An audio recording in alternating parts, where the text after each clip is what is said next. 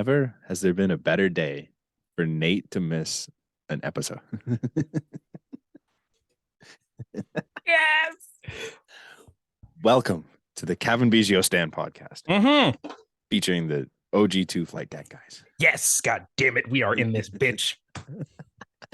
The sensor is off because Nate's not here to reel us back in.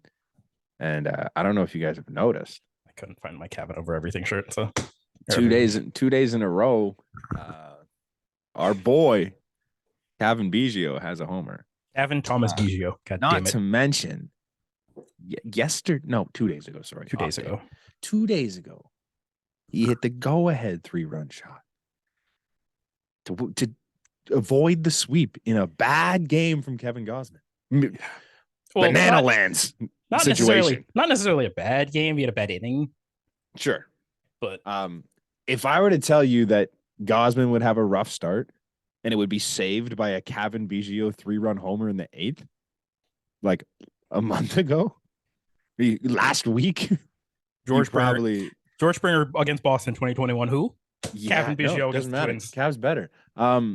Yeah, you would have laughed in my face if I would have told you that. So here we are. Welcome back to the Flight Deck podcast. It's an early week episode. We're doing Impact Players of the Week. I get to go first, and it's the biggest slam dunk I've ever had. It's obviously Kevin Biggio. Stats aren't there for the week. Let's not. I'm not sitting here saying he was the best player, but it's not called the best player of the week. It's the Impact Player of the Week, and that win felt so big at the time because things were starting to reel a little bit, and obviously Gausman had a bad start, which is his first since Boston, which was a month ago. At least a month ago. And it felt doom and gloom for a long time, and then Cav stepped up and was the hero that made everyone forget that they hated him the day before. Mm-hmm. It was great. That's all I really have to say. You don't like him if for all the people that said if his name wasn't Biggio, to all the people that said DFA the man, to the people, fucking DFA him now. I'm glad you said it, Connor. Mm-hmm. I'm glad you said it. Oh, you have numbers because since we're talking about their last name and guys, don't do this. Having their position because of their last name. Don't do this. I'm just gonna throw two sets of numbers out here at you, Connor. Oh, okay. This is what we were talking about before. All right, never mind. Go ahead. I'm just gonna throw two sets of numbers out here. Okay. There's two different players, right? We're gonna compare two different guys. They play the same position. One, it's not his primary position, but he's good at it. Oh shit, it went away. Give me back here. Okay. Player A. We will refer to them as Player A and Player B, and I will reveal afterwards. Player A, 260, 329, 364. That's a bad slug. What's that? That's 6,793. 6,793. 793 is the one I'm looking for there. Okay, there you go. Not great. No, that's not even 793. I'm not good at math. That's 693. That's 693. That's 693. I added 100. I was trying to help him out as best I could. Mm-hmm. Two doubles. Oh, sorry. Pardon me. This is since May 23rd. That's a very big caveat to this. Since May 23rd. 260, 329, 364. Good for whatever number I just said. Two doubles. Below 7.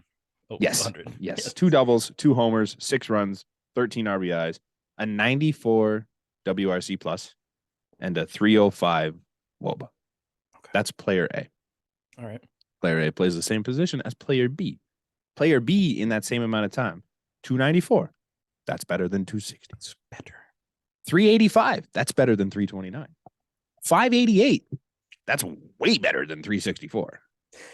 Only one double, less plate appearances. I don't have the plate appearances. I wish I would have wrote that down.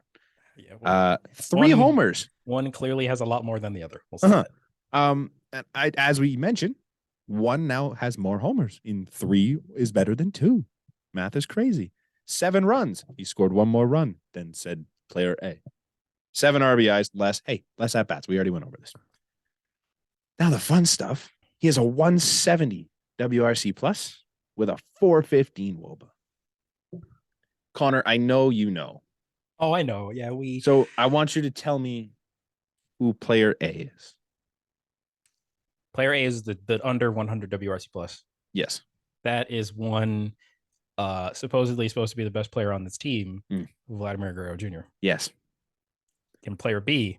Player B is CTB. Scavin Thomas Biggio. Yes, it is. Oh, Brian, we can go. Did you get his? Did you say Cavin's WOBA? In that sample size, yes, it was 415. I think I said. Okay, all right. I do have the at bats in that time Perfect. span. Okay. Vladimir Guerrero Jr. 77. Mm-hmm. Cavan Biggio 34. He's got more homers. Cavan Biggio has more homers since May 23rd in half the at bats than Vladimir Guerrero Jr. I mean, also, if we want to be technical, you can take one of those home runs away from Vlad because I believe it was off a position player. One of them was the grand slam off of Luke Rayleigh. At least Cavs 3 home runs. This doesn't include tonight, by the way, off of Austin Villa. No, it doesn't. This was 4. Actually, you know what? This isn't even accurate anymore. You're right. This is from yesterday. Okay, so Vlad has one. Just add another RBI out of Vlad. Add another home run and more slugging for Cav. Yes. So it's 4, and an RBI. So the RBI. 4 off of position, 4 off of actual pitchers. 1 off of a pitcher for Vlad. Mm-hmm. And I can, one was a game winner, I might add. 1 was a game winner. Also, I can go back even further, Brant. Do you want to know Cavan Biggio since May 1st? Sure. He's had 58 plate appearances. Cool. He has a 250 average, 328 on base, a 462 slug, a WOBA of 343, a WRC plus of 120. He has, well, now I can say this. This doesn't include tonight, but I'm going to just add it on now anyway. Right. 4 home runs. Yep. 11 runs, 8 RBIs. Yep. 14 for 59. We should be there. Yeah. He's been good. I'm not going to sit here and tell you that this is what Cavan Biggio is, and he's going to be this all year, and he's better than Vlad. None of that's true. Cavan Biggio I'm not delusional enough to tell you that. Cavan Biggio since May 1st has been my hot take.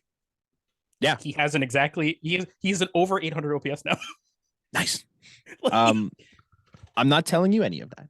I am telling you, however, that since May 23rd, Cavan Biggio has been better than Vladimir Guerrero Jr. in less plate appearances. Meanwhile, you can look at me and say, hey, Vladdy won a Gold Glove last year. Vladdy, for all his Gold Glove lore, have you seen his defensive numbers? I feel like they're not great. I want you to take a wild guess at his outs above average percentile. Okay, so I know he won Gold Glove last year with both negatives in defensive run saves and outs above average. I feel like he's -5. I don't know the number. I know the percentile. That's it. Oh, okay. I can get the guess the percentile first before you see it. Since you're saying it this way, I'm gonna say 7th. You gave him too much. Is it? No way. It's 1st, right? No, it's 2nd. Yeah. He's a 2nd percentile outs above average. He's a -2 defensive run save before today. I don't think it changed, but so it's not even like you're losing anything defensively if you're throwing Cavan at first. This isn't. I don't want to harp on Vlad.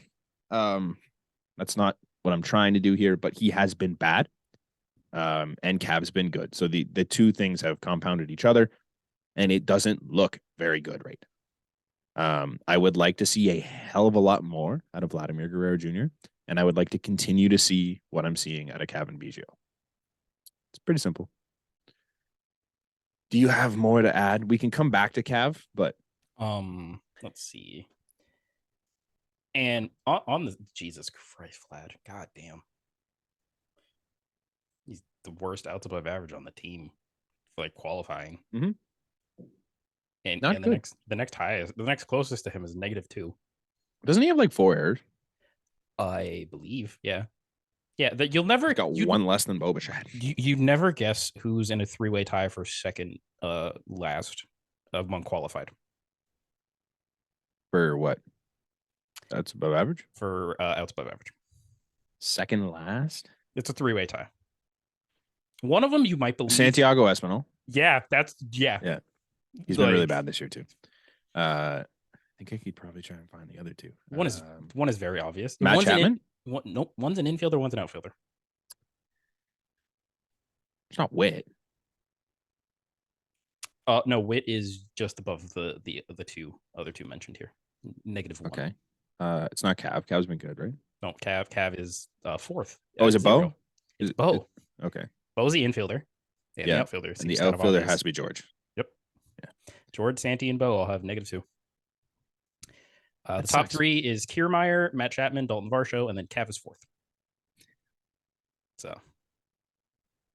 So basically what I'm getting at here is currently on June 13th, you might have a better chance of winning with Kevin Bijou at first than you would Vladimir Guerrero Jr. No disrespect. It's just the way things are currently today. If we said this 2 years ago. Yeah, I would. God. If I said this a month ago, you'd got, I would have got screamed at, and I still might. Oh, we will. I'm fully anticipating. That Grant guy is the dumbest host on the planet. Yeah, Grant's terrible. That Grant guy. I feel like I should bring up my player of the week. Yeah, that's good. I figured we were off of this. Yeah. So my player of the week in actuality, fuck you, Brant, is actually Kevin Biggio, but I can't do that. So I found somebody who, unfortunately, isn't playing for us right now, but it's Brandon Belt. Yes. Because in the last week, Brandon Belt in 7 games, batting .320, .393 on base, .720 slug. Pretty good. For a 1.113 OPS. The BABIP is 546. I didn't notice that before. Holy I thought you said 720 OPS at first. No, 720 slug. Slug. He's got. It's a shame that he got hurt, man. He has 8 hits, 4 doubles, 2 home runs. It is a damn shame that man went down because he was hot. And you know who we can blame? We can blame Vladimir Guerrero Jr. for swinging at that first pitch because that's what did it. It's just not a great pod for Vladimir Guerrero Jr. Because Brandon Belt he got like a very he was sprinting for that double, and then he's like, all right, cool. Vlad probably gonna go like 1-1. No, Vlad just says ha, and then double down the line. Yeah, and Brandon Belt has to haul ass. So it's tough. It's tough. So, yeah, that's the impact players of the week. There's not much else to say on Belt. Belt's been great, and I'm very disappointed. We can kind of talk about that a little bit. Belt, I don't even know what it is. It was hamstring discomfort? Inflammation, basically. Inflammation. John Schneider basically said if Brandon Belt was like 25, 26, he'd be playing. Yeah. He'd be on the bench, but he's 35. Yeah. So that's fine. Give him the days that he needs. That's fine. And you have a hot hitter now who plays first base, so you can spell Vladdy. Yes. We probably shouldn't have waited this long on this. No, we buried the lead now that I looked at it. It's been a long time. It's been a while. So it just seems less relevant now, and I don't want to talk about him. No, but we kind of. So we're gonna bring it up. Anthony Bass is gone. Mm-hmm. And that's it. Yep. Ross Atkins, fucking shame on you for how you handled this whole thing. Yeah, it was embarrassing. It was disrespectful. I don't have good things to say about this situation. I do think Anthony Bass shot himself in the foot with the statement he made after Ross Atkins spoke. Yeah, dude, that's it. Because Ross was basically like, "Oh, we don't think Anthony believes that," and he comes out 5 minutes later. Yeah, I posted it because it's what I believe, but I took it down because it was a distraction. Ross basically had this nice statement about how Anthony's become a changed man, and he's listening and he's speaking to people and this and that, and we respect what he's done. And then Bass came out and said, "Yeah, all of that was a lie, but here we are." So that I think that is what got him DFA'd, regardless of however much Ross Atkins wants to say, it was a baseball decision. And then the whole, we're going to have him catch the ceremonial first pitch on Pride Weekend. That was just brutal. And then the day after get DFA'd, and they give it to the rightful man, Kevin Gausman. Yeah, it was so brutal. They handled none of that right, man. It was bad. It was bad. I don't think we need to beat a dead horse because obviously it's been some time now. And we don't matter realistically. None of our opinions really aren't that important on the matter. And I think more important people than us have said better things than we're going to say on it anyways. Scott MacArthur's said a lot of good stuff. Garth Orgy's been talking for a long time now. If you're looking for things on the matter, go through his page. I'm sure he's got enough on there that you can see everyone's opinion. Just don't listen to us. We don't matter. We have our opinions, but we don't really matter. We're just an echo chamber at that point. Trying to figure out what order we want to do this in. Do we talk about? I want to talk about Gausman a little bit because obviously he had a rough start, but there was a tweet that came out about Kevin Gausman after that game, and I've never felt closer to a Major League Baseball player in my life. Aside from the video, like the extra innings thing that came out, I didn't see that yet. Dude. I heard it was good though. It's so good. Like it's really good. Mitch Bannon tweeted out, Kevin Gausman was sipping a beer in the trainer's room when the Blue Jays started their 8th inning rally. He's a superstitious guy, so he had to crack another one before Biggio's homer. Rally beers for Gauss. Yep. I love that so much. That's the most like one of us moments of all time. It's ridiculous. I would like to continue to see that always. I'm like, this is no Boston Red Sox chicken and beer situation. Don't do it the day before your start, Kev. No. Post-game beers for Kevin Gausman, great. I don't care how many runs you gave up, whether you had 13 strikeouts or 2 strikeouts. Post-game beers are fine. Yeah. It was great. I didn't organize this very well. I just threw a bunch of stuff down. Yeah, trust me. I haven't. I'm just gonna say this right now. I haven't missed 2-week recording a lot, but this week, oh boy, I missed 2 times a week recording. When was the bullpen game? The bullpen game was the middle. Saturday. It was the middle of the Minnesota one. So that was after the Houston stuff. Yeah, the Houston stuff. The Houston stuff went amazingly well. Yeah. Took 3 out of 4 from Houston. Yes. That's great. We did not look good in the first 2 games of the Minnesota series. Dude, it was game 1 of the Minnesota series actually pissed me off. You have 2nd and 3rd. Nobody out in the bottom of the 9th. You have Kirk, you have Bo, and you have worse than Kevin Biggio, Vladimir Guerrero Jr. And you couldn't get a fucking fly ball. No. You couldn't get a fly ball. Nope. Like, actually, there is a stat on here.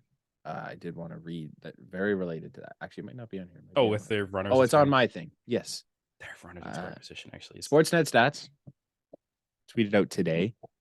So this was before the after the Minnesota series. So the numbers would have been different then. Not important. It's not great. The Blue Jays are batting 200 this season with 2 men on and none out. 200.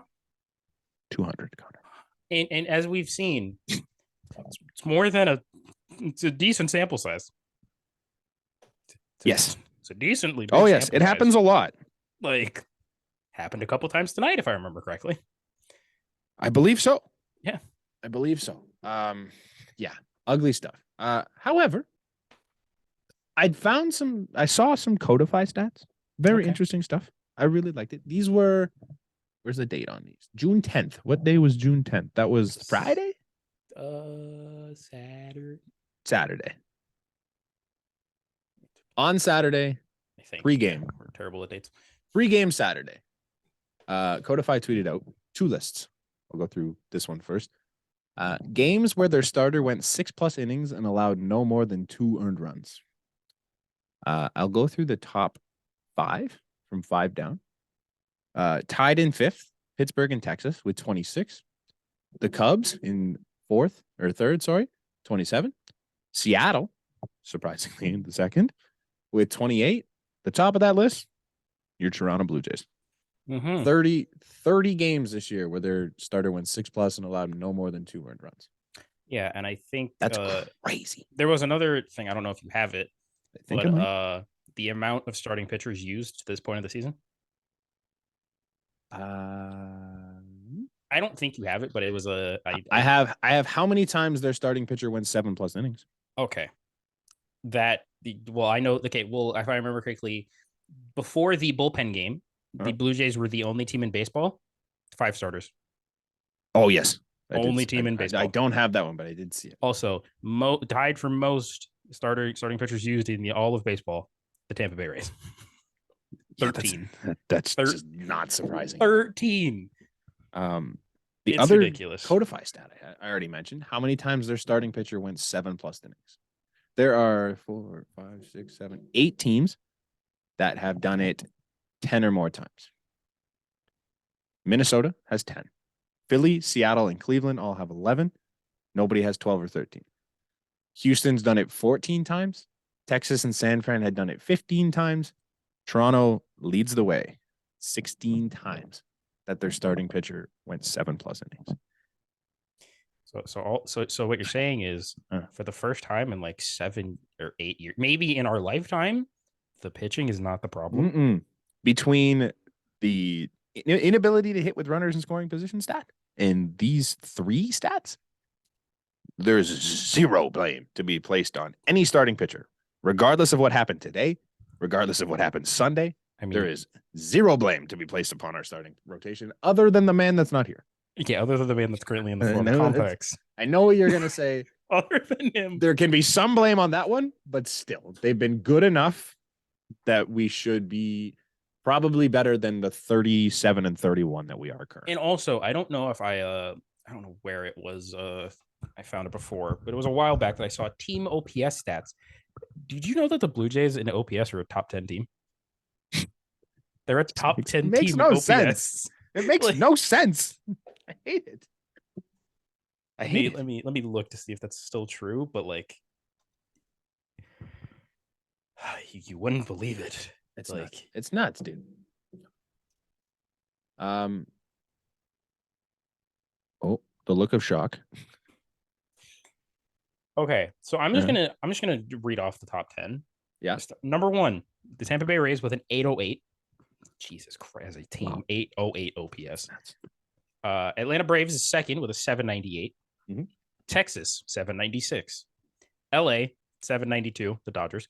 The Diamondbacks 768. Fucking, we can get to the Diamondbacks later because oh boy, something I saw there. The Angels are 6th place with a 762, and with a 756 in 7th place, the Toronto Blue Jays. I don't understand. 7th best team OPS. I don't understand. It's bad luck. I think that's like a lot of people. But okay. Here's where we're the only team within the top 11 that has less than 300 runs scored or RBIs. Sorry, I don't like. I don't have a lot of doom and gloom in this team right now, and I think maybe we're still 6 games over 500. Yeah, maybe I'm alone. I don't know, but like, I think at some point this is gonna regress to the mean or progress to the mean. I guess progress to the mean in some cases, but because like, there's no way you can be that good without scoring run. Like, they're just not good in the situations where they need to be good, but they're great in the situations that they don't need to be. Like. Mm-hmm. And then their rotation's been filthy. Their bullpen, save for a couple of names, has been really good. They're just not winning games here and there. And then when it comes to the AL East, you're not winning at all. No. It's just... You're 6-16 against the AL East. This team doesn't make a lot of sense. And some people always like chime in every time there's a game and they say, this is an issue. This is a problem.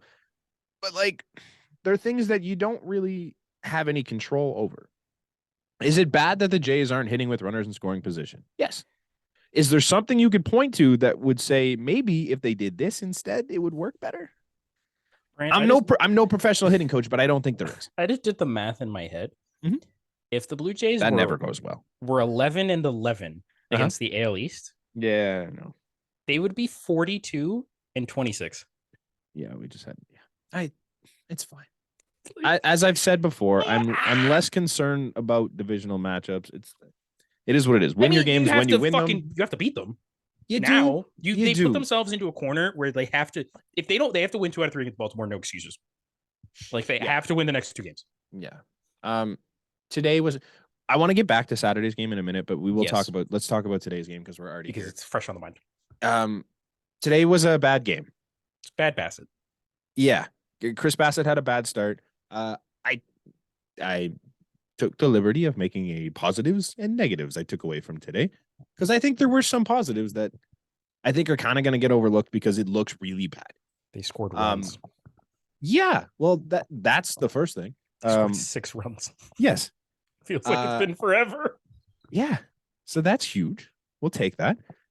Kevin Biggio, obviously we talked about him. 2 for 2 today with a homer and a single in his only 2 at-bats coming in for Vladimir Guerrero Jr. I didn't see the second hit. Single. He's 15. He's 15 for 60. Yeah, he just ripped a grounder through the infield. It's good little piece of hitting. So he's hitting high fastballs. He also, the homer was on a high fastball. That's something that Cav hasn't done in a long time. It's like 93, but still. It's a high fastball regardless. Yeah. So that's cool. That's great. The Jays won 5-3 after Bassett was pulled. In the third inning? Yes. So the back 2/3 of the game, Jays won that part. It's just Bassett stunk. It is what it is. It happens. It happened to Gausman 2 days ago. It's gonna happen. But whatever. Move on. At least Gausman's stink didn't. Bassett's stink was double the runs of Gausman. So. It didn't stink quite as much with Gausman. You're right. Yeah. Oh, Vegas won. Finally. Yeah, they won 9-3. Oh God. Sorry. Back to where we were. Dalton Varsho, 3 for 4 with a walk. Big day for Dalton Varsho against a division rival, staying hot. He's been a great hitter the last little bit. I love to see that. He had a double for sure. I don't really remember his other at-bats.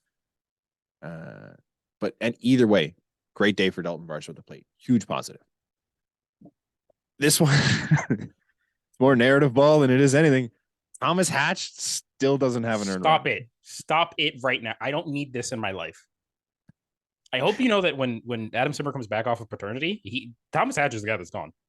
No, it's not. Bowden Francis is gone. No, he's not. He's gone. He stunk today. He gave up 2.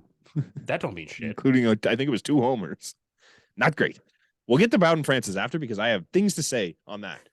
Yeah. We'll get to Bowden Francis. We will get to that after. No, not Bowden Francis. You want to know a side note? MLB.com puts up top performers. Mm-hmm. Gunnar Henderson, 3 for 5.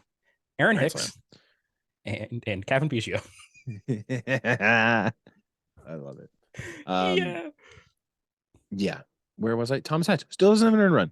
I'm not sitting here saying Thomas Hatch is the answer, but the fact that Thomas Hatch has come up and done well, I'm happy about that, and I like having him as a depth piece. He's better than Adam Simber. He's better than Mitch White. He's probably better than Bowden Francis. I don't know if he can give you the length of some of these guys, but if he can come in and be a 1-inning reliever guy as like an emergency situation when someone gets hurt, that's fantastic. We will take that every day of the week. Yeah, those are my positives. I don't know if you have any more that I didn't list. Positives tonight? I kind of went through the box score and found them all. There's not much else. I mean, just a positive in general. George Springer's kind of been really good. George Springer's coming around. He's been really good lately. So actually, you know what? I have something on that. Since in the last 30 days, as of yesterday, the last 30 days, do you know who the team leader in WAR is?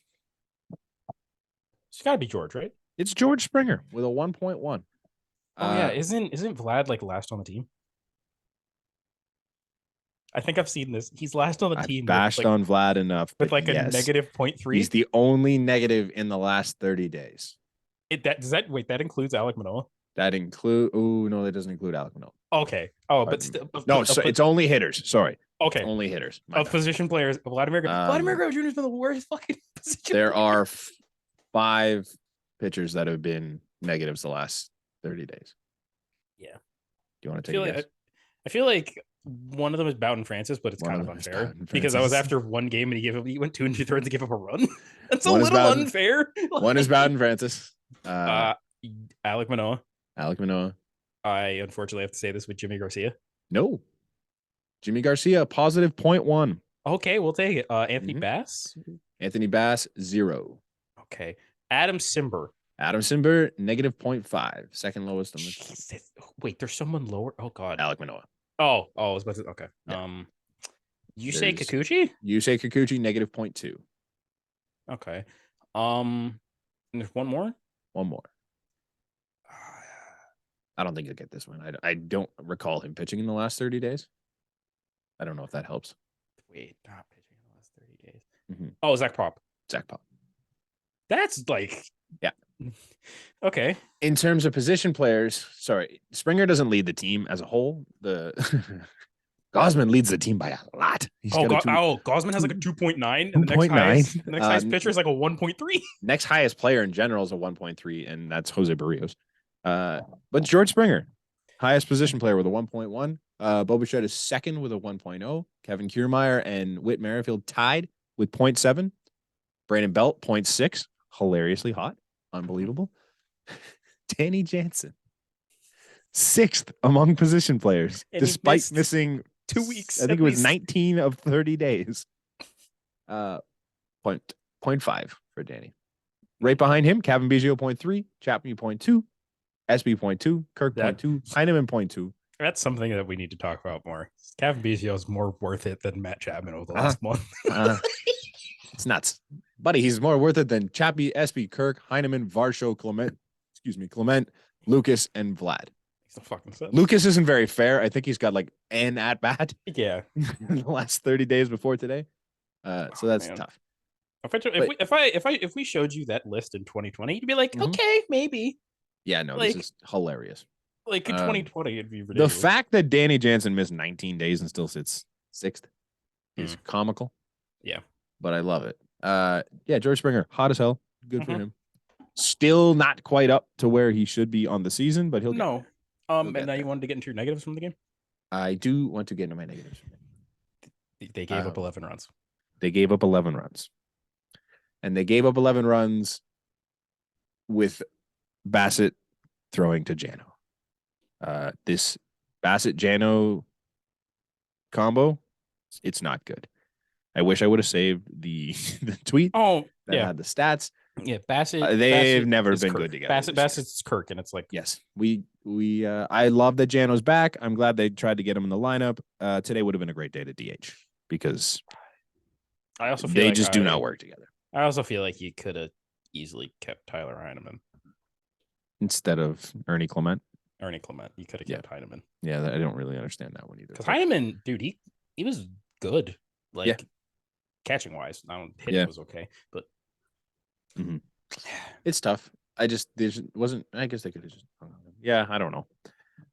I think it's not a bad idea to have a defensive option third catcher, especially when you're using the other one as a DH. My dad made a good point today too. He's like, well, what happens if Jano gets hurt right now? I'm like, well, you're kind of fucked. You lose your DH and Kirk has to go catch, or you use Varsho to catch, and it's just not ideal. With Heineman there instead of Ernie Clement, who got one at bat, his first little run there. Yeah, he had one, but I think it was off of Rayleigh. Right. So he did start a game, I think. So did he? Okay. Yeah. Didn't do much. Whereas at least Heineman, he doesn't need to play. He can just come in and catch when he has to, and you can use Kirk behind the plate less and preserve his legs a little more. Yeah. Bottom line, Bassett, Jano together, bad. We don't like that. Also, Bassett alone today, bad. That's a negative. Yeah, Bassett. I don't have that. Danny Jansen, first game back, 0 for 5. Not great. Not great. Didn't look good at any point. He hammered a foul ball in that last at bat. He struck out on a pretty tough call. However, he probably could have struck out earlier in that bat, so it's fine.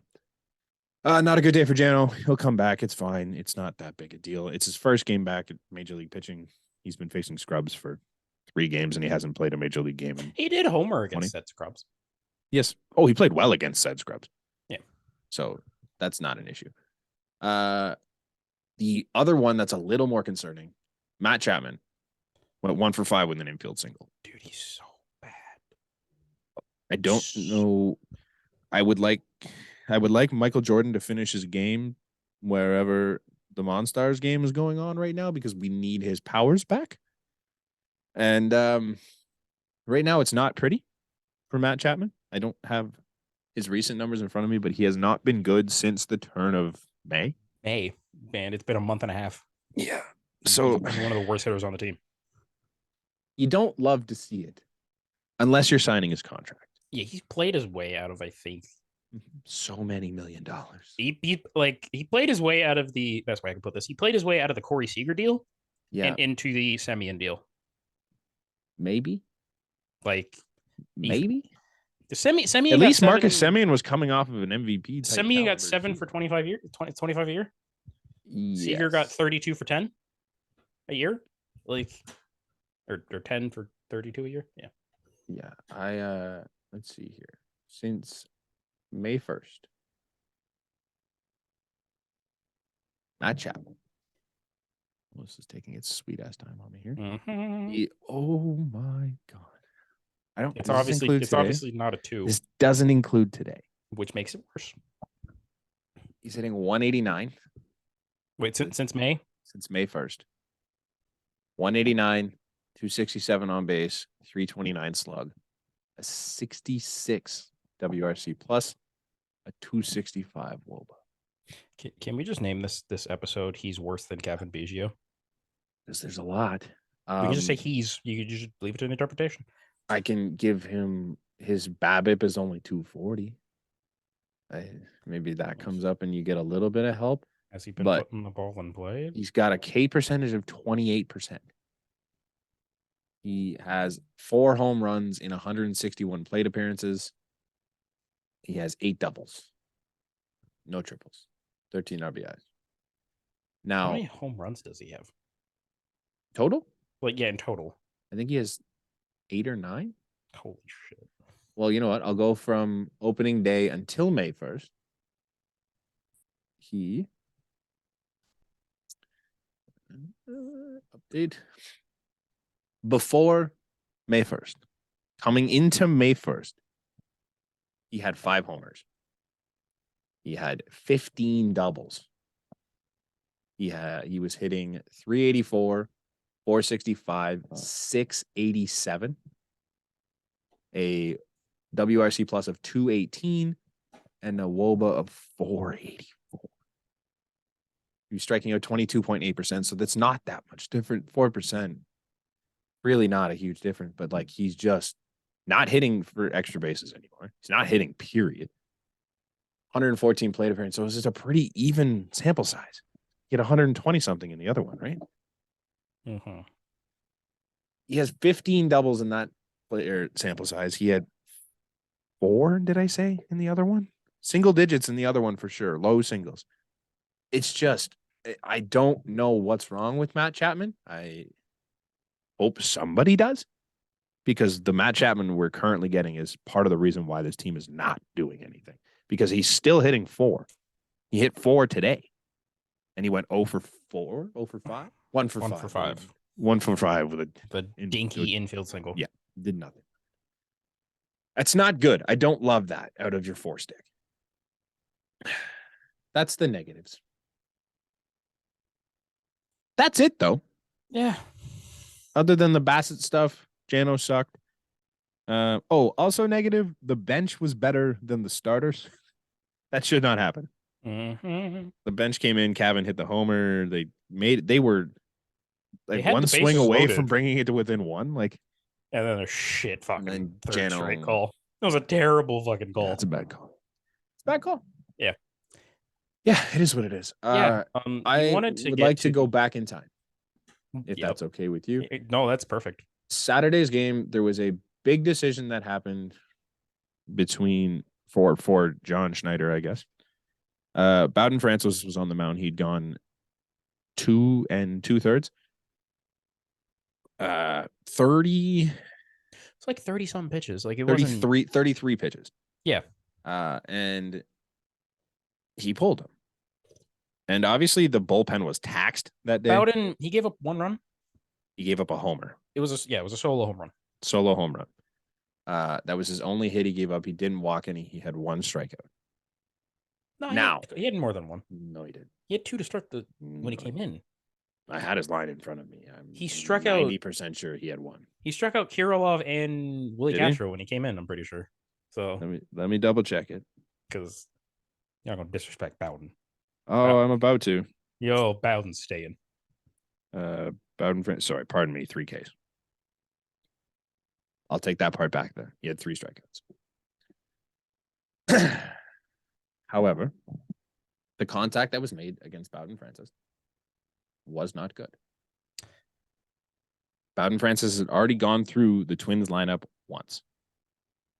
And I know nobody had seen him beforehand, but once you see a guy once, you have now seen that man pitch. And you've seen him very recently, and you kind of have a bead on what's going on with Bowden Francis. Bowden Francis, on his, I'm questioning some of these now because I don't have this. I didn't write in the strike. The hits that he gave up, or the contact that he gave up, thank you, started with a 91.1 mile an hour flyout. Okay. 94.2 mile an hour ground out. 74.2 mile an hour ground out. I think I might be going backwards either way.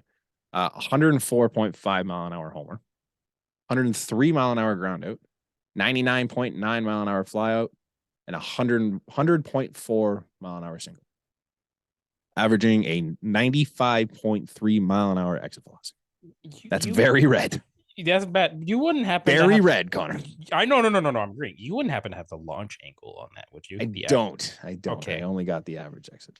Well, I'm just trying to think of like flyouts. It's a lot of ground outs, so I'm assuming it's like there was negatives. The one ground out was soft. The one was a hammered. Yeah, I'm assuming like most ground outs are like negatives, and then there were a couple flyouts too that were warning track powered flyouts that scared me. And it yes, Bowden Francis looked okay. I may have some of these extra that might not have been his. I might have gave him more than he needed in here, but either way, a lot of his were hard. And they brought in Adam Simber. And they brought in Adam Simber was the move because let's just double back here. The move to take out Bowden Francis was the right decision. Yes. But it was not taking out Bowden Francis had to be done. Because they was getting hit hard and it was time. It was compounded by the fact that you brought in Adam Simber. Unfortunately, the two, seemingly, you and I, anyone on Twitter, anyone watching the ball game, does not have the list of names that says who is ready to go and who's not. We will never know. We can have an idea. I believe in that. That was, I think they said Jordan was good to go. Yep. I think Swanson pitched 2 straight days. I think they said Nate was out. Nate was out. I think Jimmy was out even. Yeah. So they had already used Mesa. And they already used bring that up. Richards. That was where you fucked it. They had already used Richards, who was dealing, by the way. We Richards? We didn't respect Trevor Richards enough. He carved it. Me? That was incredible. I didn't respect Trevor. So far in this episode, we have not respected Trevor Richards enof. He carved. That was Trevor incredible. Richards is making my hot takes look beautiful. What do you have? 5 Ks? 7. Oh 7. 7 through 7 through 3. Incredible stuff. Trevor Richards was great. Was not available. Hey, also we can just talk about Trevor Richards for half a second. The conversation of Trevor Richards being stretched out back to a starter. John Schneider said it's on the table. Oh. John Schneider said it's on the table. Why not? It worked. Yes. So he was done. Mesa was done. Seemingly, that Garcia wasn't available. That Mesa decision for me is the thing that's the weird one. I think you go Richard straight to Francis, and then you leaves you with Mesa as your setup guy to get to Romano. The names that were seemingly available were Adam Simber and Mitch White. Was Thomas Hatch up that day or no? No, he came up the next day when they sent down Bowden. Yeah. Bowden, sorry. That's your 2 options. And now if I handed you those 2 options and I said, look, Bowden's done. The numbers are saying it's a bad idea to keep him in the game. Which one are you taking? I'm taking my offense scoring more than 3 runs. Right. None of this matters if the offense scores, but you're taking Adam Simber just because I don't want Mitch White in that scenario. It didn't work out. Plain and simple. The problem isn't that John Schneider didn't let Bowden Francis go. It's the fact that Adam Simber absolutely sucks right now. It's pretty simple. It's not that hard to figure out. Bowden Francis followed that up by giving up a homer, 2 runs, not very much today. It's not like we're talking about a league veteran that's been around and done that job forever. No, we're talking about a kid who is in his second major league appearance. He's also 27. A man who is in his second major league appearance. Yeah. We're not like, yeah, he had some moments. The 3 strikeouts are nice. But it's just not, it's not great for Bowden Francis. Like I'm not sitting here saying he's going to get it done because he's been there, done that. He can do it again. If you give guys a second look, they're probably going to make harder contact than they did the time before. And they already were. Also, we can. Do you have anything else to say on that? Because I have a small thing to bring up. It's a bit of a gripe, but it's not necessarily a terrible thing if you keep doing it. Why does every time Nate Pearson comes into pitch, he has to go 2 innings? I don't know why, but he's just so good at it. That's what I'm saying. But like, if Nate, I don't know. I honestly don't know. Literally, if you save 1 inning of Nate, yeah, I know. On the Friday, you get Nate damn near 7th or 8th inning to close, or 7th or 8th inning to get to remote. I'm not complaining because Nate's been fucking filthy, but like, holy, Nate's been so good, man. I don't know. I agree with you. Like, because I feel like every time he goes out there, he goes 2 innings. Yeah, and he has like 4 Ks and doesn't give up a run. And but he also throws like 30 pitches, which then puts him down for 2 days. I know. It's not ideal. I don't disagree. Like, and then. Oh, go ahead. Sorry. I think everything was kind of compounded too because Bowden Francis got sent down the next day. And everybody was up in arms. Like, why? I think it was more so because it was for Thomas Hatch. Obviously. Well, hey, Thomas Hatch, dog. Shut up. No. Dog. No one likes Thomas. I don't care if no one likes him. He hasn't given up an earned run. This is very true. You're a Trent Thornton stan. You don't have to like him. Look at the numbers. That's all that matters right now. All of these guys aren't good. Let's be serious. In terms of a major league bullpen, none of these guys are good. Bowden Francis isn't good. We have, 5 good guys? Mitch White isn't good. Adam Simber's not good. Thomas Hatch isn't good. Trent Thornton's not good.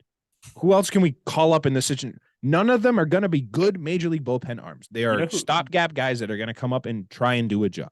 You know who is good that we keep sending down? Jay fucking Jackson. Jay Jackson's great. Jay Jackson's been great every time he's been up here. Jay Jackson also never really been in a high leverage situation. He's a stopgap guy, but he's been a great stopgap guy. Dude, he went what was it? The Manoa game, like Alex last game. 2 and 2/3 didn't give him 2 2/3 and was fucking great against the Astros. Yep. No, I agree. Keep Jay Jackson up here. Like, there are better options than what they're using, but none of these guys are good relievers in the grand scheme of things. Chad Green can't come fast enough. I know. Chad Green can't come fast enough. I know. My point here is that generally, you don't know what's going on behind the scenes because obviously they knew that Adam Simber was days away from going on the the paternity leave. Congratulations, by the way, Adam. Yeah. Yep. Can he get the 16-month paternity leave or no? That's crazy. Like, is that a thing? Yeah. So he's gone for 3 games. He's gone. 3 games. So that gives them the opportunity to bring up Bowden before the 15 days come up. Which is what happened. Yeah, and that's also why I'm telling you that Thomas Hatch will be the one that gets sent down. I think it's possible. Because Bowden... Possible. Like... On the flip side, it could just be Mitch White because Mitch White has not been good. This is very true. Not good. Not good at all. Real shit, can we just... Like, the second that... When there becomes an opportunity to do it, you DFA Mitch White because he's just bad. AKA, I felt this went from when Chad Green's back, you can this is where you DFA Trevor Richards to when Chad Green's back, this is where you DFA Anthony Bass to. Now that Trevor Richards is our starter, what do you do with Hyun-Jin Ryu when he comes back? Is Hyun-Jin Ryu taking Trevor Richards' spot? Maybe not. After that performance, I don't know, man. Oh, man. It's crazy stuff. Crazy stuff. I mean, if anything, the bullpen questions make it a lot easier when Chad Green and Hyun-Jin Ryu show up. Yeah. Because as we keep saying, you currently have Mitch White, Bowden Francis, Thomas Hatch. There's a lot of names that Adam shouldn't be in Simber. there. Yeah. Like, there's a lot of names that shouldn't be in there. And if Jay Jackson's performing, he can take any one of those guys. Yeah. So and there's a couple names in there. Like, it's not an issue, but I think we've figured out which ones can and cannot get the job done. And I don't think I need to list them off again. I think it's very clear. I just think Thomas Hatch is better than people are giving him credit for right now. Maybe Thomas Hatch doesn't continue this. So at a minimum, to replace Adam, like in a couple months, to replace Adam Simber, Mitch White, Bowden Francis, and Thomas Hatch, you have, praise God, he's okay, Alek Manoah. You have Chad Green, you have Hyunjin Ryu, you have Jay Jackson. That's just in-house. That's not even counting trades. No. Like, which I don't know what the deal is with Yosfer Zulueta. Pardon me. I think they've been running them. I don't. They stretched them out like 3 innings. Yeah, so I don't know what the deal is there too, but that could be an option. There's options. There's obviously going to be the one, like the Joakim Soria trade of this year, essentially. Yeah. And I think the fun thing with these bullpen games is that you get to see what you have, and that is all what these are for. You're going to give Trevor Richards his 2 to 3 innings, or maybe more, depending on how they treat this.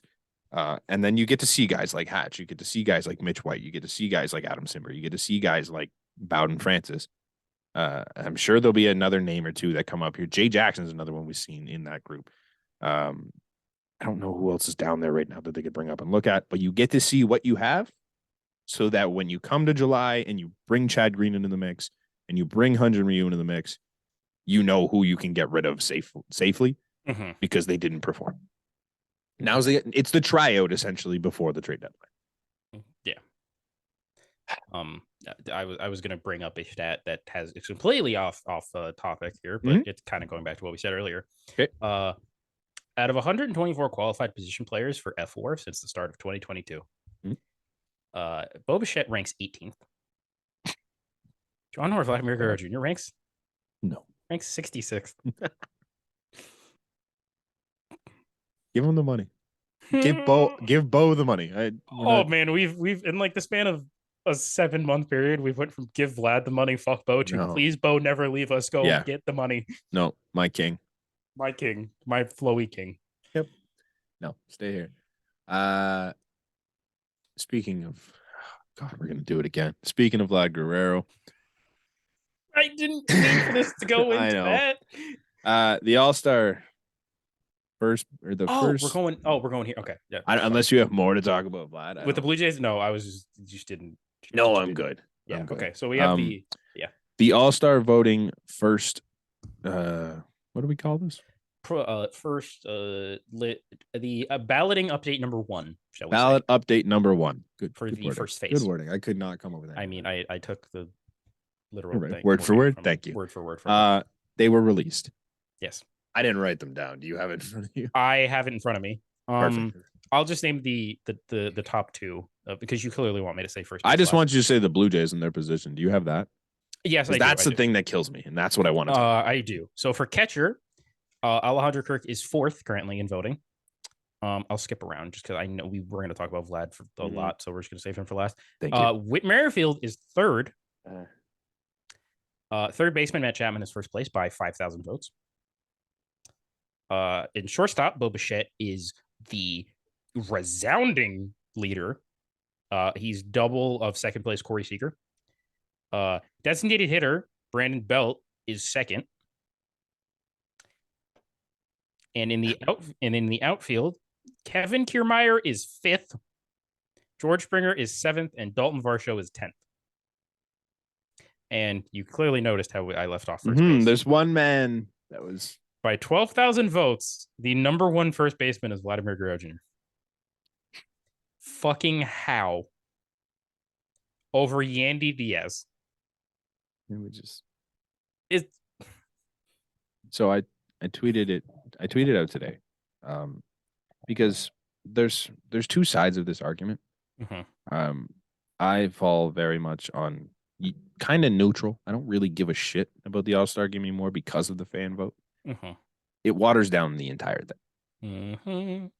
But if they're going to continue to have it, go ahead, exploit the system. I feel like a majority of these though aren't even like bad.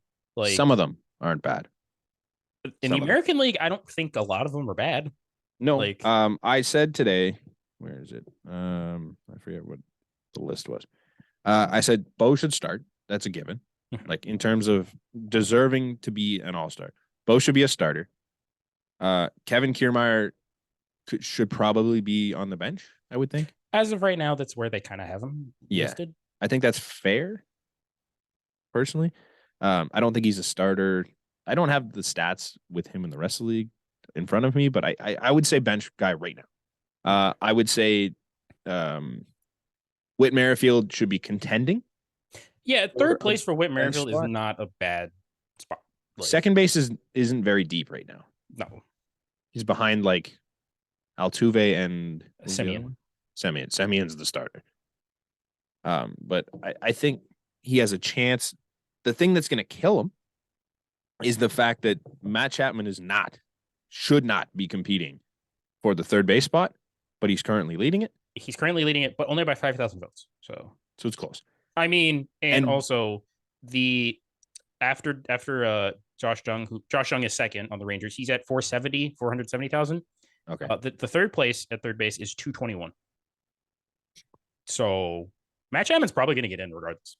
Well, he's going to get. So there's a second vote thing. I forgot about that. Yeah, there's the vote. This is just to get people like who you want to potentially start the All-Star game. Yeah. And then the second phase is like just vote them in as like this is the guy. You pick one of those guys. Yeah. Yeah. The thing that's going to kill guys like Whit Merrifield is the fact that you have Chappie at third, you have Bo at short, and then you're gonna have Vlad in. You also have Brandon Belt, who's in second place for DH.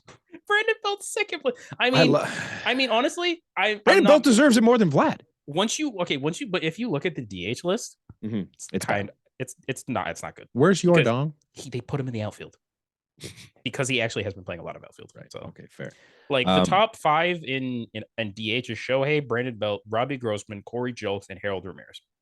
Okay, so Belt can compete in that little group. Yes. But now Witt's deserving. Yes, then you go to the pitching staff. Kevin Kiermaier should be, or Kevin Gausman, pardon me, should be a lock. I think Jose Barrios should have a chance. Jordan Romano should have a chance, and Eric Swanson should have a chance. Trevor Richards might have the numbers, but he's not good enough. Those four guys should probably be all-stars. Maybe not Romano. I could argue three of them should be all-stars, and Romano should have a chance. I think Romano and Barrios have like the same amount of chance. Yes. There is how many spots per team? Is it like 20 something? 26? I think it's more than 26. Is it? Like I feel like there was a lot more than. There needs to be one representative from each team. Yes. That is the one rule that ruins everything. Yeah. Because now, by some stupid reason, Chappie, Bo, Kiermaier, Vlad, Belt all find a way into the All-Star game. The only person and the pitching staff will be Kevin Gausman. I don't even think you get Gausman at that point. If that's the biggest slap in the face, then I understand. And that is because we are filling this ballots with guys that we want to see in the game. Because you would rather see Brandon Belt and Matt Chapman and Vladimir Guerrero in the game as opposed to Kevin Gausman. You would rather see a what if scenario where imagine if this was the Blue Jays infield in 2022. Yeah. Marcus Semien, Vladimir Guerrero Jr., Matt Chapman, Bo. It's just, I find it super frustrating. I mean, like Vladimir Guerrero does not deserve to be an all-star. He should maybe be like also I just realized Jose Abreu's 6th in first base voting. So bad this year. He's like the worst player in baseball this year. Vladimir Guerrero is 8th in FWAR among first basemen in the AL. I'm assuming Yandy Diaz, Anthony Rizzo, Lowe, Ty France, Jared Walsh, Ryan Mountcastle, maybe like Noda was ahead of him. Yeah, motherfucker from the A's. Yeah, Noda's been good lately though, so I think he's just got it all lately. Yeah, I think technically there was someone else too that's not really a first baseman that was in there. I forget, but yes, they're 8th. Mm-hmm. So there's no world, to me, where Vladimir Guerrero Jr. should be sniffing this All-Star game. Mm-hmm. His name is Guerrero Jr. Star power helps. I hate it. I hate it because I guarantee you, in the current state that it's in, you will not see Eric Swanson or Jordan Romano even get a look. Wait a minute. Anthony Rendon is 5th in third base voting. That doesn't sound right to me, but I feel like he's had a decent season. I know he had a good start, but I don't know what happened after that. I just saw the rookie Neto. He's been good. He's like 6th. He's been really good. He's batting 260. He's a 720 OPS. That's Rendon. 1 home run. Rendon? Yeah. That's weird. And 120 bats. Do you know who's also leading or not leading the position? I don't know where he is in the position ranks. Are you talking? Do you want to go to? Are you doing the? Yeah. Okay. We'll just go through the NL. Don't say it yet. Don't say it yet. Don't say it yet. We'll go through it. In the NL, the catchers leading the way are Sean Murphy and Will Smith. The first basemen are Freddie Freeman and Pete Alonso. Makes sense. Second base is Luis Urias and Ozzie Albies. Yep. I would say Nolan Gorman deserves a shout. But sure, you're right. Sorry, over Albies, I would say. Slightly, but I'm not mad at Ozzie. Not. It's I don't mind either one. It's not a slight to Ozzie, but it's just like Nolan Gorman is that fucking really good. He's just been that good this year. Third base, Nolan Arenado and Austin Riley. How is Nolan leading? Nolan's been great lately. I don't know. Muncy is 10,000 votes behind Riley. Okay, I think that's fair. I think Arenado's done enough lately to put himself in that conversation again. Mm-hmm. Okay. These short? No, I have shortstops. Orlando Arcia and Francisco Lindor. Have you seen Orlando Arcia's stats? Lindor hasn't been good either. No. This isn't me to shit on Orlando Arcia. Orlando Arcia has been fucking amazing. What? He's been so good. Yes. Okay, I didn't know that. Okay. And what are the options in Orlando Arcia has 158 at bats. He's batting 323, 378 OBP, and a 468 slug for 846 OPS. His 5 home runs. He's been really good. Okay. I'm drawing in a huge blank on who else is a shortstop. Xander Bogaerts, Matt McClain. He has not been good. Dansby Swanson, Trey Turner, Chris Taylor. Trey sucked. This player that I'm about to say is slowly entering my Kevin Biggio, Yohan Moncada list of Geraldo Perdomo of the Diamondbacks. Get him to the All-Star game. He's 8th place. Paul DeYoung is 9th and Willie Adames is 10th. So, yeah, and then we go to DH. JD Martinez and Bryce Harper. Okay. Fair. JD makes sense. Bryce. And then we go to the outfield. Mm-hmm. First off, leading the outfielders is the only player that I actually saw has 1 million votes already. Yeah, he leads all MLB players. Yeah. He's first by over 100,000 votes. Over Shohei. Shohei's at 950 or something. Yeah, that's ridiculous. Ronald Acuna Jr. In second place is Mookie Betts. I'm not saying him right now because it hurts to say it. 4th place is Juan Soto. 5th place is, I have an OPS higher than Ronald Acuna Jr., Corbin Carroll, who's my rookie of the year. Corbin Carroll's gonna get in. It's regardless of whether or not he gets the 6th place. Pump me up steroids, Fernando Tatis Jr. I'm just gonna point out 7th place. I don't know how is Michael Harris. The Braves fans, man. The Braves. 8th place is my is my boy. The guy that I called would be an all-star this year, and he might be their lone representative if Marcus Stroman decides to get traded. Cody Bellinger. He's in 8th place. Come on, guys, get Cody in. But I didn't say who was in 3rd place because it fucking hurts. With 367,000 votes, it is Pina Power. It is Lourdes Gurriel Jr. He is 3rd in All-Star game voting. How much of that has to do with our fan base? I think a lot. I think it's a good 92%. It's a good bit. I feel like I hate that we ruined the All-Star game. We'd be doing the same thing if Teo was having a good year. Oh, we'd be doing the same fucking thing. Well, no, because we're not going to not vote for our own guys. If he was in the NL, I think he'd be in right now. Mm-hmm. Well, actually, this is a great question. Where's Gabby on the catchers? Oh, that's a good point. He's 7th. Okay. Gabby is in front of Yan Gomes, William Contreras, and Austin Nola. So he's only 14,000 votes behind Wilson Contreras. So okay. Oh boy. Yeah. I hate it. I hate that we ruined the All-Star game. I hate that people try and defend the fact that we ruined the All-Star game. I love the home run derby, but All-Star game hurts. That's all I wanted to say. I think we're out of topics for the Jays, right? Did you know who's in top 20 for All-Star game voting for outfielders in the NL? No. Everyone's favorite trade piece, Randall Grichuk. He's 19th. Hasn't he been good? He's 19th, and yeah, he's been pretty good at least. 11th place is Osuna from the Braves. Japan, I'm a little disappointed in Japan because Lars Nootbaar is only 13th. Oh yeah, that sucks. But he hasn't been good. Yeah, fair. All right, well that was our All-Star game update. You don't have it. I don't have it, but what is? Did you hear about everyone's least favorite loser in Japan? Or Korea? Japan? Where the hell is he? The outage. Yes. What is he? You hear another woman came forward? Do you know that makes 4? A Japanese woman or like? No. It happened in 2020 in Arizona. Okay, I was about to say. It's pretty awful stuff. Mm-hmm. I'm not gonna read the thing off, but Bob Nightingale tweeted it. If you want to go check it out, if you're listening, that makes 4 women or 4 women publicly that have come out and said it. He's obviously trying to deny this one too. As he is. 1, you can try and deny. 4, it's a bit of a pattern, I think. So yeah, rotten hell, dude. Congrats on your 4.5 ERA in the Japanese minor leagues.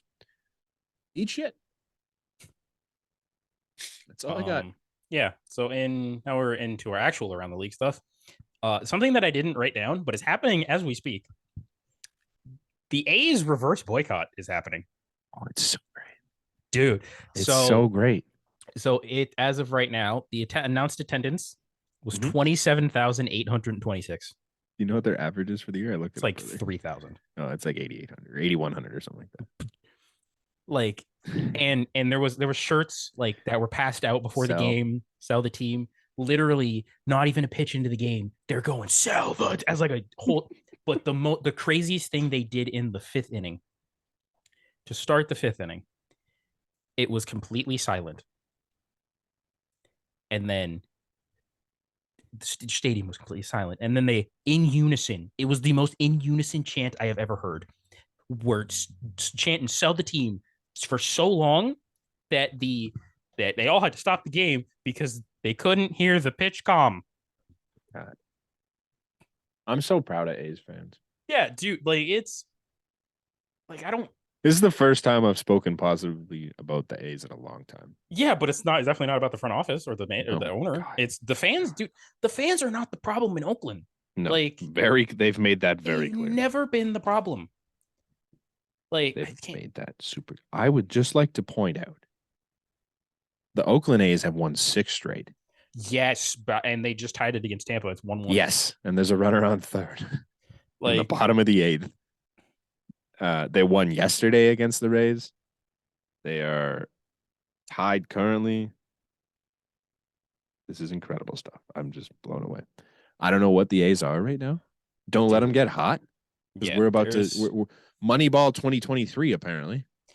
The funniest image that I saw was a guy that went to the game in a Kelly Green Matt Chapman jersey, but as like he just like over the number, it's just taped Olsen, Bassett, Simeon, Manaea, Bethancourt, Montas. It's just taped over all the names. It's so great. I'm proud of you, Oakland fans. Went back to Donaldson. I'm proud of you, Oakland fans. That's so we cool. 3 of those players went to Toronto. Yeah, it's tough. They're our farm team. Yeah, seriously. Them. Hey, Brent Rooker, you gonna be a Blue Jay this year? Maybe. Brian Noda, like Well, we have some first base issues. No, we don't. We have cap. Never mind. I hate that we just fucking sipped in unison. I hate that we just did that. That hurt my heart that we just did that. Yeah. Moneyless Ball 2024 or 23. Sorry.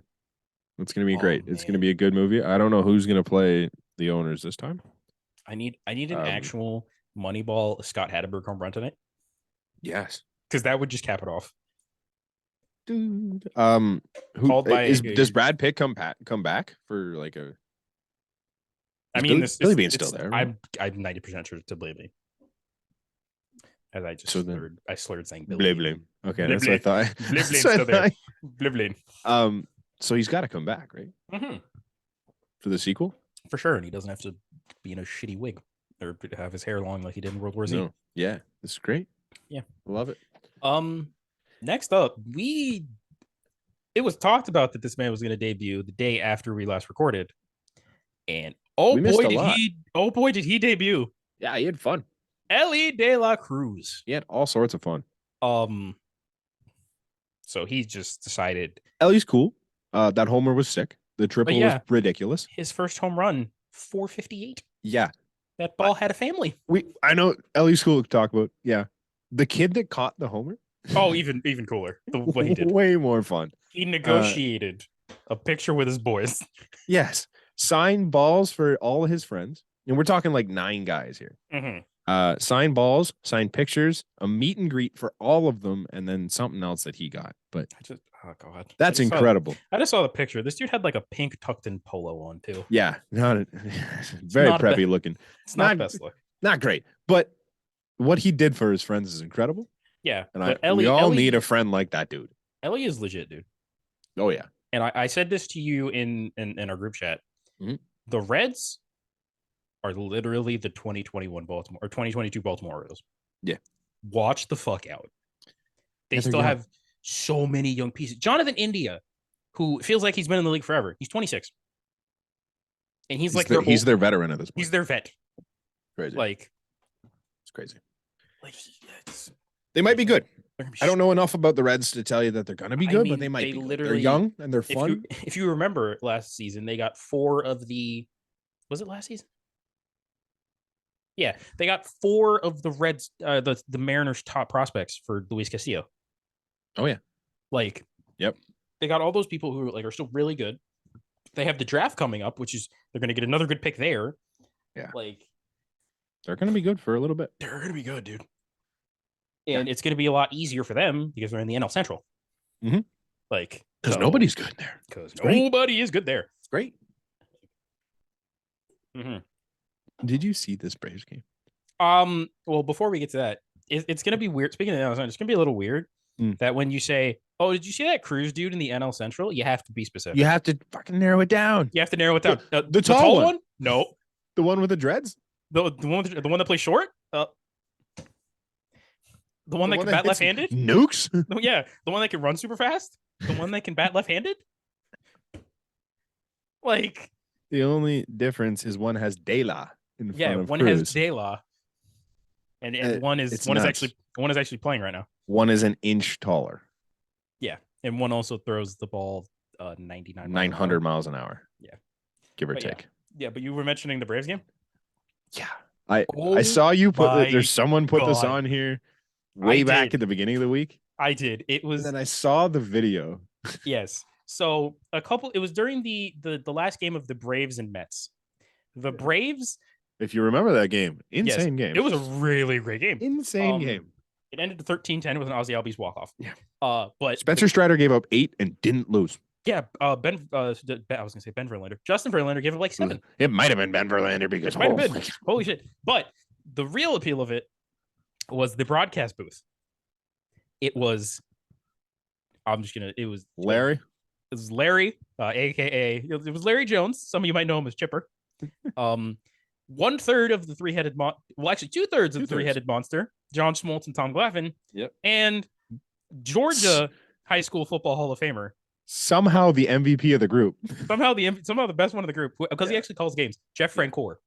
Well, John Schmaltz calls that game made me like John Schmaltz calling games. It was so stupid. They it each was so great. They each picked an inning to have like a home run call. Jeff Francoeur got basically all of them. All except one. One went to Chipper, right? Who Chipper actually did like a decent home run call. His was way too much of a home run call. Like, it was too serious. Jeff Francoeur just fucking took Hawk Harrelson. Yeah. You can't put it on the board, yes. Like, but oh my gosh, dude, they were talking It's about electric. They were talking about how each other were fat. Like, if you get a chance, just look up the videos. It's a lot of fun. I think more teams should do something stupid like that. The fact that they just kept calling Chipper Larry. Hey, Larry. But when Ozzy Albies hits the home run, I've never heard John Smoltz go, "That'll do it." Woo! Like, freaking Jeff Francoeur with the best line, "Pour Larry a crown."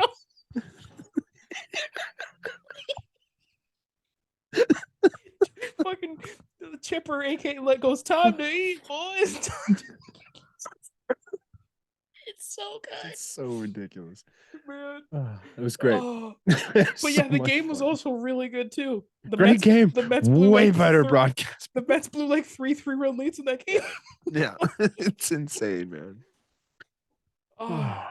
Weren't they up 3 in the 8th or something? Or yeah, they were up 3 in the 8th. Darno hit a 2-run homer to cut it to 1, and then Orlando Arcia.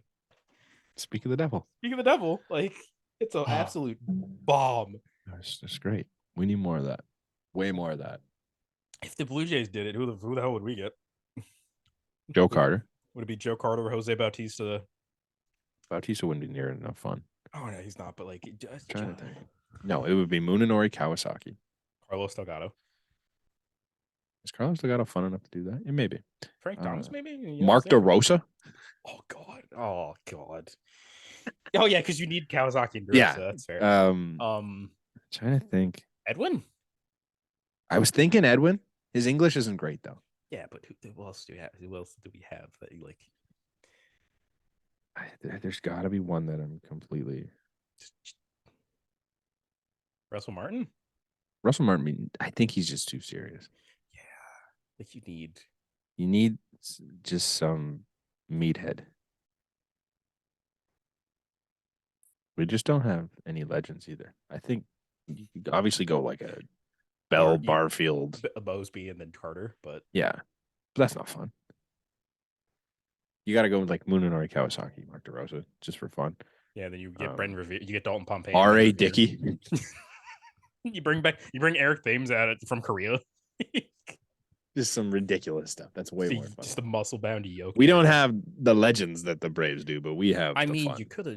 We also could have just brought like Ricky Romero. Yeah. Also, just not a person. Never been a very exciting. A person who I genuinely think should be in the broadcast. Caleb Joseph. Yeah, I wasn't even going to say him. A person that should be in the broadcast. Devin Travis. Like, that'd be fun. Devin Travis should actually just be in the broadcast booth. Like, yeah. Just give Ben Wagner. I think Caleb Joseph should also be in the broadcast booth. Yeah. We're bringing it all the way back. Just wind him up and let him go. Did you see Ben Wagner's call like having Bizzia's home run? Yeah, so good. Oh, did you see the French call? Bizzia, dude! It was Russell Martin home run vibe. It was the same thing. It was the exact same thing. It was so cool. I love that. Great. Shout out to the TVA guys. They're so yeah. All right, here where are we at now with the I don't know league? It's just we have so many. We're back to injuries. Everyone's hurt. Chris Sale went back on the 60-day. Yordan Alvarez went on the 10-day with an oblique. I did not know about Yordan. That sucks. He did it. Like I think it was during the series that we had against. Oh, you're right. He came out of the game. Never mind. Yeah. And then Pete Alonso went to the IL, and he's going to be on there for 3-4 weeks. So the Mets are fucked. It's funny because they're him and Judge were in the race for 60, and they both went on the IL again. Shame. I saw Jeremy Pena went day to day today. I don't know if that matters. Yeah. Did you see the NL East standings? No. Do you know who's second place? No. It's Miami Marlins.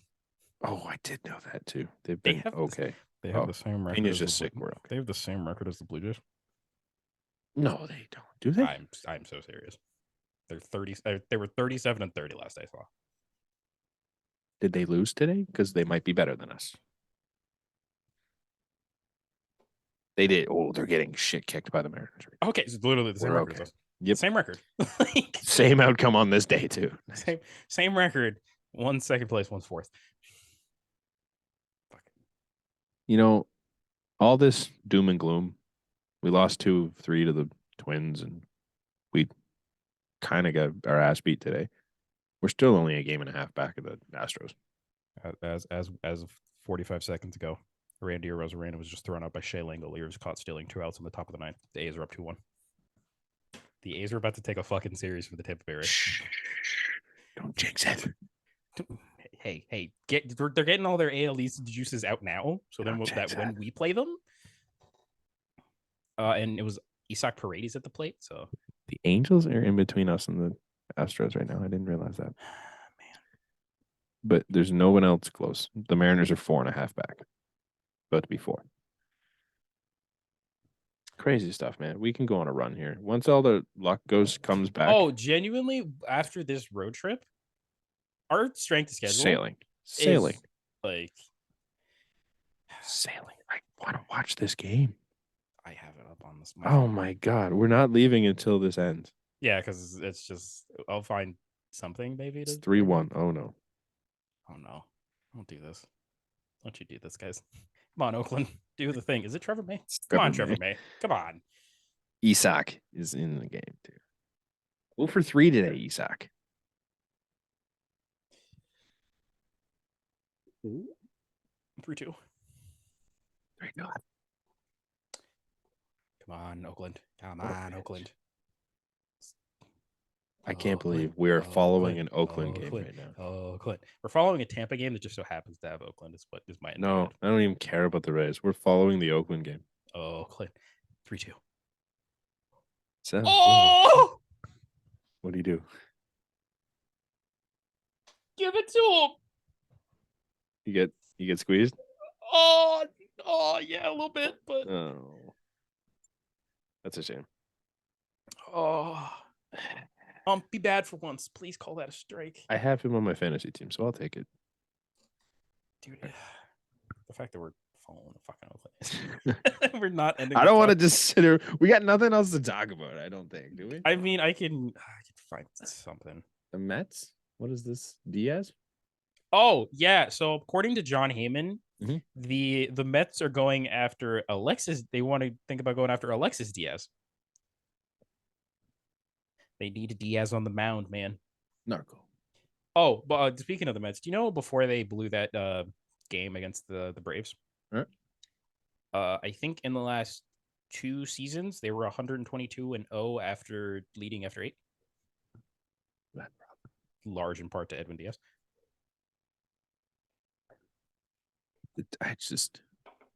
The Mets are the Mets.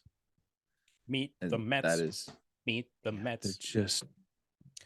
They will, no matter how good they get, they will continue to be the Mets. And it's just so ridiculous.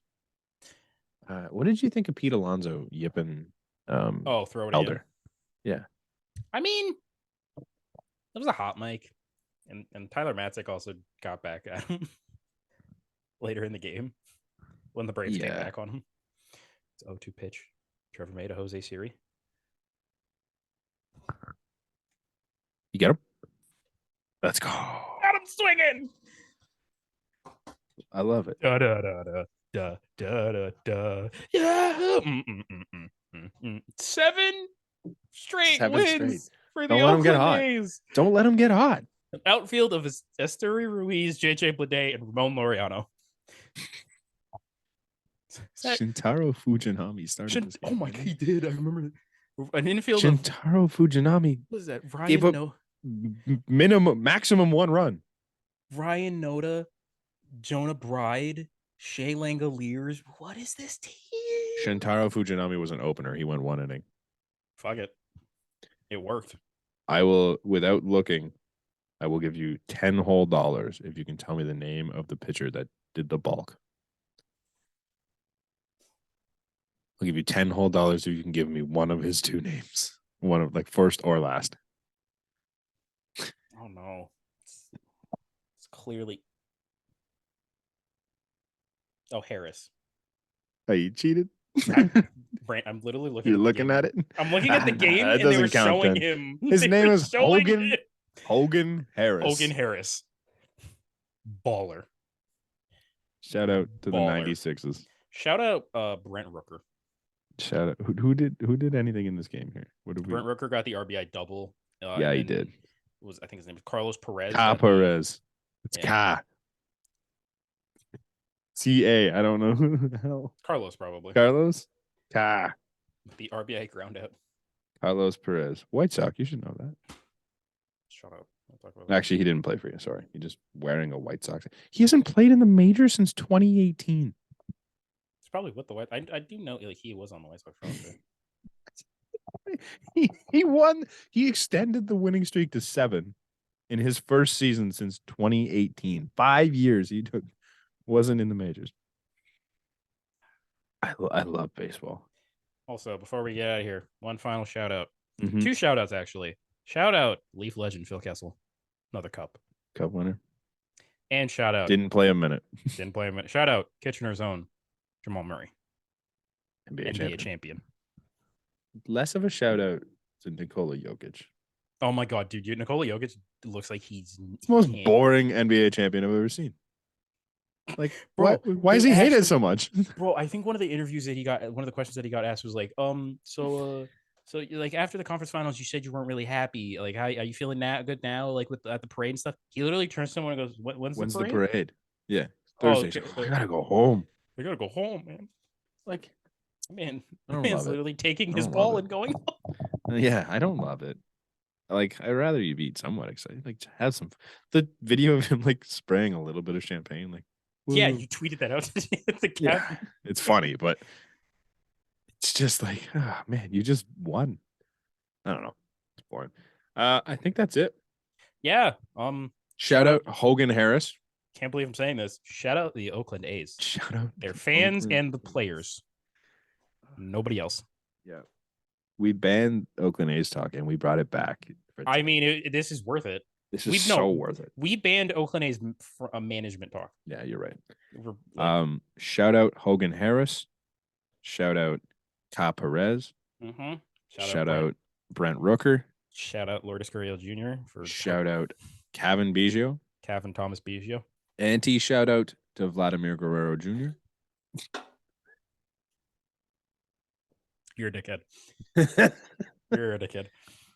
Shout out to anyone that is just solely voting Blue Jays. You suck. And shout out to anybody who on my Twitter timeline I see saying they're on Kevin Biggio's meat now that he's hit 2 home runs in the last 3 days.